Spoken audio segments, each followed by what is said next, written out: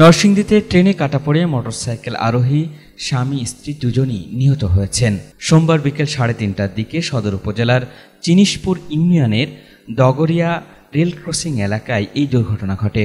নিহতরা হলেন মনোহরদী উপজেলার লেবুতলা ইউনিয়নের গজারিয়া গ্রামের প্রবাস ফেরত আমিনুল ইসলাম জজ মিয়া ও তার স্ত্রী আকলিমা বেগম। নরসিংদী রেলওয়ে পুলিশ ফাঁড়ির উপপরিদর্শক মোহাম্মদ জহিরুল ইসলাম গণমাধ্যমকে বিষয়টি নিশ্চিত করেন। পুলিশ ও স্থানীয়রা জানান, সদরের সাহেব প্রতাপ এলাকায় কলেজ পড়ুয়া ছেলের খোঁজ খবর নেওয়া শেষে বাড়ি ফিরছিলেন ওই দম্পতি। তারা মোটরসাইকেল যোগে চিনিশপুর ইউনিয়নের ডগরিয়া এলাকায় অরক্ষিত রেল ক্রসিং পার হচ্ছিলেন। এ সময় ঢাকা থেকে ছেড়ে আসা চট্টগ্রামগামী চট্টলা এক্সপ্রেসের ট্রেনের নিচে কাটা পড়েন তারা। এতে মোটরসাইকেলটি দুমড়ে মুচড়ে গিয়ে ছিটকে পড়ে ঘটনাস্থলে তাদের মৃত্যু হয়। পরে নিহতের ছেলে ও স্বজনরা গিয়ে তাদের মরদেহ শনাক্ত করেন। খবর পেয়ে নরসিংদী রেলওয়ে পুলিশ ফাঁড়ির সদস্যরা মরদেহ উদ্ধার করে।